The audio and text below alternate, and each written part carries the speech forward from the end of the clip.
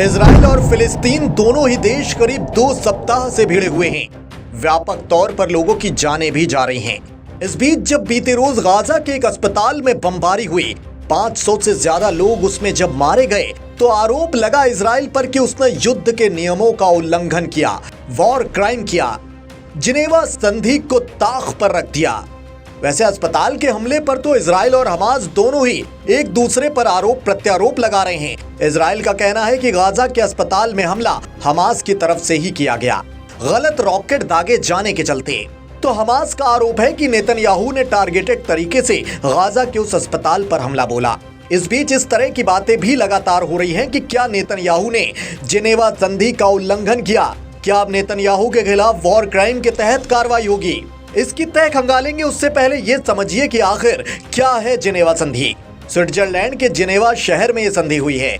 युद्ध के दौरान मानवीय मूल्यों को बनाए रखने के लिए कुछ नियम तय किए गए। इस तरह के कुल 4 समझौते हुए। इसमें कुछ नियम है, मसलन घायल सैनिक की मदद करना, हिरासत में लिए गए दुश्मन सैनिक के साथ मानवीय बर्ताव, युद्ध में घायल सैनिक की देखभाल, रेड क्रॉस कभी भी युद्ध बंदियों से मिल सकती है। अब आपको ये बताते हैं कि कैसे हुई थी इस जिनेवा संधि की शुरुआत। दुनिया भर में जहां भी युद्ध होता है वहां एक संस्था का नाम जरूर सामने आता है, रेड क्रॉस। ये संस्था युद्धग्रस्त क्षेत्रों में मानवीय सहायता पहुंचाने का काम करती है। रेड क्रॉस को बनाने वाले शख्स थे हेनरी ड्यूनंट। वो जिनेवा में रहते थे, व्यापारी थे। 24 जून 1859 को हेनरी इटली के सोल्फेरिनो पहुंचे।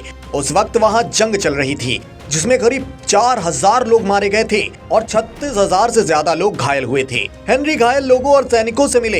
ये सब हेनरी के लिए परेशान करने वाला था। वहां से लौटकर उन्होंने एक किताब लिखी जिसका नाम था ए मेमोरी ऑफ सोल्फेरिनो।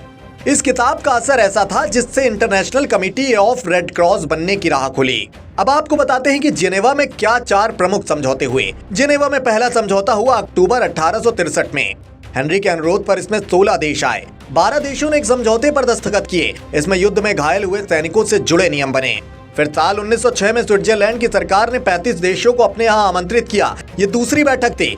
इसमें जमीन से अलावा समुद्री लड़ाई से जुड़े नियमों पर भी सहमति बनी। पहले विश्व युद्ध में साफ हो गया था कि जिनेवा कन्वेंशन नियमों का पालन नहीं हो रहा है। सैनिकों के साथ अमानवीय व्यवहार की कई घटनाएं सामने आई। इसलिए इस कन्वेंशन में युद्ध बंदियों यानी दुश्मन देश की ओर से पकड़े गए सैनिकों के साथ कैसा व्यवहार होना चाहिए, उसके अधिकार क्या हैं, इस पर नियम बनाए गए। फिर चौथा जिनेवा कन्वेंशन हुआ 1949 में। पूरी दुनिया ने विश्व युद्ध के दौरान की गई बर्बरता देखी थी। इस बार 194 देशों ने साथ मिलकर युद्ध बंदियों के नियम तय किए। इसी कन्वेंशन में युद्ध के दौरान आम नागरिकों के क्या हक होंगे, उस पर भी सहमति बनी। ये थे जिनेवा कन्वेंशंस। अब जानते हैं इन चारों कन्वेंशन से निकल कर क्या सामने आया। इसमें कुछ नियम बने थे जिन्हें सभी को मानना होता है। मसलन किसी सैनिक के पकड़े जाने के बाद ये संधि लागू होती है। घायल युद्धबंदी का इलाज होना चाहिए, उसके साथ कोई हिंसा नहीं कर सकते। युद्धबंदियों को लड़ाई में ढाल की तरह इस्तेमाल नहीं कर सकते। रेड क्रॉस कभी भी युद्धबंदियों से मिल सकती है। उनके साथ किसी तरह का भेदभाव नहीं होना चाहिए। युद्ध के बाद युद्धबंदियों को वापस लौटना होता है।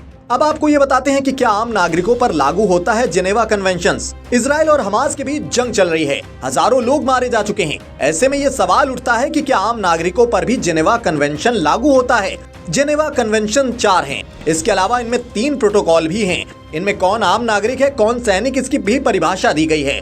प्रोटोकॉल 2 साल 1977 में लाया गया। इसमें लड़ाई या संघर्ष के दौरान आम नागरिकों के साथ कैसा सलूक किया जाए उस बारे में है, यानी मानवीय आधार पर आम नागरिकों के साथ भी बुरा सलूक नहीं किया जाना चाहिए। तो दोस्तों, ये थी जिनेवा कन्वेंशन यानी कि जिनेवा संधि, जिसके आधार पर अब इजराइल को हमास घेरने की तैयारी में है, अस्पताल में 500 लोगों की हत्या के आरोपों का हवाला देकर।